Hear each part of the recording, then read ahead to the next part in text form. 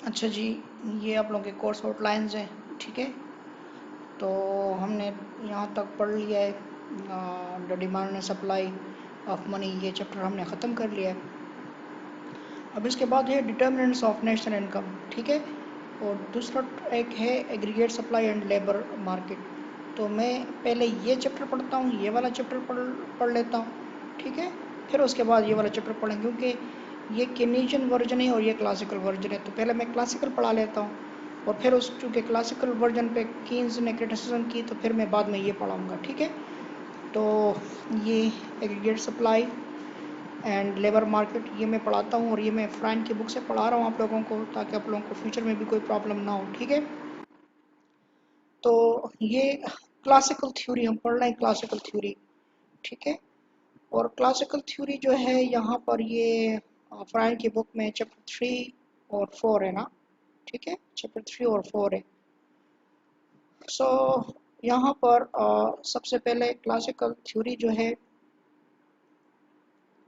उसकी जो main assumptions है ना, मेन एजम्पशन क्लासिकल थ्योरी की, तो वो एजम्पशन जो है वो ये कहते हैं कि ये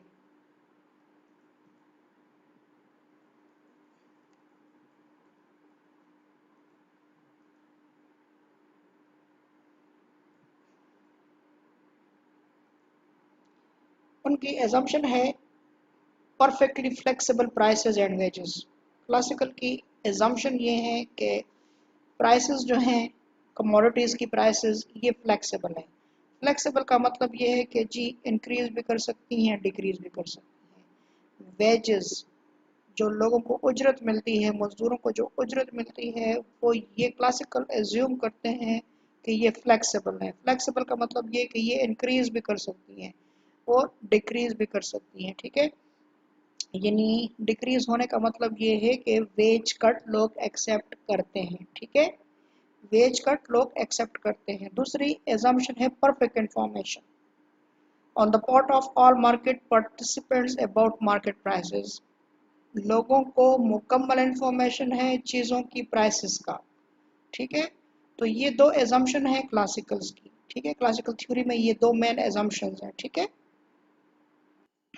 तो सबसे पहला टॉपिक जो है वो है प्रोडक्शन फंक्शन का, क्लासिकल प्रोडक्शन फंक्शन।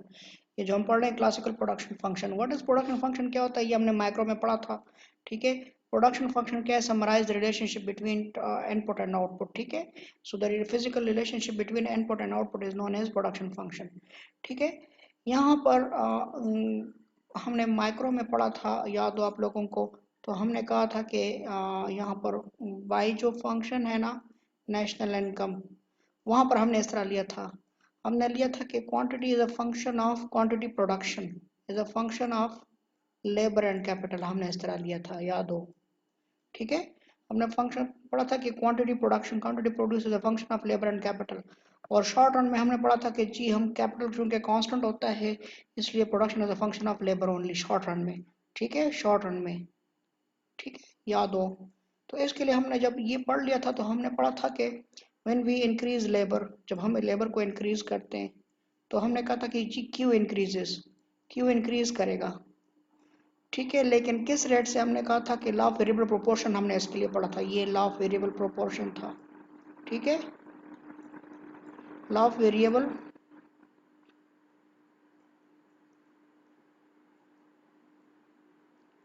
हमने लॉ ऑफ वेरिएबल प्रोपोर्शन पढ़ा था इसके लिए।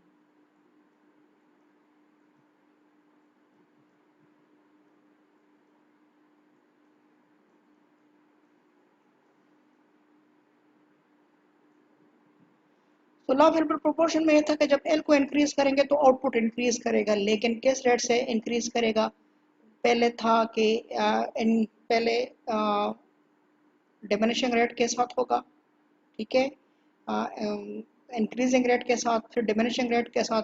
ठीक है, तो यहाँ पर जो हमने कर्व ड्रा की थी वो इस तरह थी। यहाँ पर हमने आउटपुट लिया था, यहाँ पर हमने, सॉरी, यहाँ पर लेबर लिया था, यहाँ पर आउटपुट लिया था।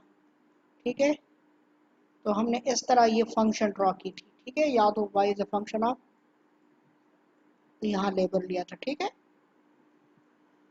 सो ये वही प्रोडक्शन फंक्शन है, लेकिन अब चूंकि ये एक माइक्रो का था, अब मुख्तलिफ माइक्रो को इकट्ठा करके एक माइक्रो को दूसरे माइक्रो को तीसरे माइक्रो को इकट्ठा करके मैक्रो बन जाता है। ठीक है, तो ये वही प्रोडक्शन फंक्शन है, वही प्रोडक्शन फंक्शन है कि वही वाई अभी चूंकि वो ले रहे हैं यहाँ पर नेशनल इनकम ले रहे हैं, तो ये वाई क्यों कन्वर्ट हो जाएगा नेशनल इनकम में, वाई में।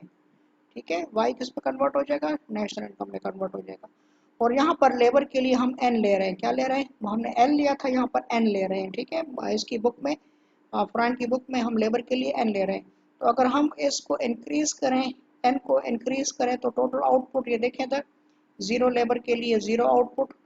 ठीक है, मार्जिनल प्रोडक्शन जीरो हो गई। एक एक में फर्स्ट लेबर लगाया तो टोटल प्रोडक्शन लेट्स सपोज 10, तो मार्जिनल प्रोडक्शन भी 10 हो गई। फिर दूसरा लेबर लगाया तो मार्जिनल प्रोडक्शन टोटल प्रोडक्शन 20 हो गई। ठीक है, तो यहाँ पर अगर आप इंक्रीजिंग रिटर्न लगा दें, क्योंकि इन्होंने डायरेक्ट डिमेन कॉन्स्टेंट लिए फिर डिमिनिशिंग पे चले, तो यहाँ पर अगर मैं 12 ले लूँ तो इंक्रीजिंग रिटर्न पे चले जा सकते हैं आप। ठीक है, तो इंक्रीजिंग रिटर्न फिर डिमिनिशिंग रिटर्न। तो यहाँ पर देखें इधर मार्जिनल प्रोडक्शन 10, 10 फिर 8 फिर 5 फिर 1 -2, अगर यहाँ पर 12 कर लिया फिर 10 कर लिया, इट्स ओके। ठीक है, जैसे हमने माइक्रो में पढ़ा था। तो ये आप लोगों की वही लॉ ऑफ वेरिएबल प्रोपोर्शन है। ठीक है, लॉ ऑफ वेरिएबल प्रोपोर्शन है। ठीक है, तो यहाँ पर देख लें इधर, इसका अगर मैं डायग्राम बना लूँ, ये उसका डायग्राम है। यहाँ पर एम्प्लॉयमेंट ले ली, लेबर ले लिया। ठीक है, यहाँ पर हम उसको कैसे ले रहे, माइक्रो में उसको एम्प्लॉयमेंट ले रहे हैं, क्या ले लिया, यहाँ पर हमने एम्प्लॉयमेंट लेबर ले लिया, लेबर को एम्प्लॉयमेंट, जो लोग काम कर रहे हैं वो एम्प्लॉयड होते हैं। तो यहाँ फर्स्ट लेबर पे देखें, यहाँ फर्स्ट लेबर पर टोटल पैदावार कितनी है, यहाँ तकरीबन ऑलमोस्ट क्या है, 1 पे ये 10 है। ठीक है, 9 है या 10 है। फिर 2 पे देख लें, फिर ये यहाँ पर क्या हो गई, 2 पे देख लें चले जाएँ तो ये कितना हो गया, 19 है। ठीक है, तो ये एन में कितना डिफरेंस आ गया, 1। ये एन में कितना डिफरेंस आ गया, 1। और ये नेशनल इनकम में कितना डिफरेंस आ गया, 10। तो ये मार्जिनल प्रोडक्शन होती है, क्या होती है, मार्जिनल प्रोडक्शन। तो यहाँ देखिए मार्जिनल प्रोडक्शन 10, फिर मार्जिनल प्रोडक्शन आहिस्ता आहिस्ता कम हो रही है, फिर यहाँ नेगेटिव मार्जिनल प्रोडक्शन पे चली जाती है। ठीक है, सो यहाँ पर ये आप लोगों का हो गया। ठीक है, यहाँ पर मैं आपको बता दूँ, यहाँ देख लें इधर, अगर मैं यहाँ पर ये नेशनल इनकम के फंक्शन बना दूँ तो मैं लिखूँगा Y is a function of N यानी लेबर और कैपिटल कांस्टेंट। ठीक है, तो यहाँ पर आ जाए, यहाँ पर ये नेशनल, यहाँ देखें इधर, यहाँ पर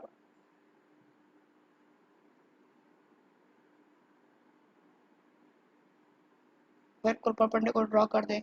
तो यहाँ पर अगर मैं ये ले लूँ, नेशनल इनकम ले लूँ, एम्प्लॉयमेंट ले लूँ, वही एन ले लूँ, और यहाँ पर मैं मार्जिनल प्रोडक्शन ले लूँ, marginal production of labour M N. ठीक है, तो ये नेगेटिव स्लोप हो, क्या होगा इस तरह, सॉरी यहाँ पर ये मैं गलत कर रहा हूँ, या ये जीरो होगा जब ये मार्जिनल प्रोडक्शन जीरो होगा ना। ठीक है, जब ये मार्जिनल प्रोडक्शन जीरो होगा ना, ठीक है, ये मार्जिनल प्रोडक्शन जीरो का, तो टोटल प्रोडक्शन क्या होगी, मैक्सिमम होगी, क्या होगी, मैक्सिमम होगी। तो मार्जिनल प्रोडक्शन जो है ये नेगेटिव स्लोप होती है इस तरह, ये marginal production of M N, marginal productivity of labour जो है ये नेगेटिव स्लोप है। अगर मैं मार्जिनल प्रोडक्शन ड्रा कर दूं तो ये क्या होगी, यहाँ पर एन ले लें और यहाँ पर मार्जिनल प्रोडक्शन ले लें, तो ये नेगेटिव स्लोप है। ये ज़ाहिर करता है कि जब हम लेबर को इंक्रीज करेंगे तो उसकी मार्जिनल प्रोडक्शन क्या होती है, डिक्रीज होती है।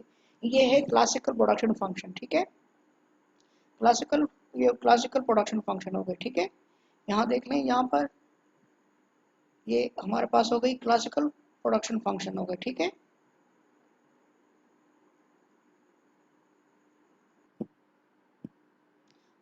यहाँ पर मार्जिनल प्रोडक्शन को देख लें, मार्जिनल प्रोडक्शन को डिफाइन कर सकते हैं कि what is marginal production, the addition to total output due to the addition of a unit of labour. ठीक है, यूनिट ऑफ लेबर क्या है, the quantity of other input held constant. ठीक है, और हमने एक केस को कांस्टेंट रखना है, अगर हम के को कांस्टेंट रखें एल को इंक्रीज कर लें तो टोटल प्रोडक्शन में जो इंक्रीज आएगी उसको हम क्या कहेंगे, मार्जिनल प्रोडक्शन कहेंगे। और ये हमने ये बना लिया क्लासिकल प्रोडक्शन फंक्शन। ठीक है,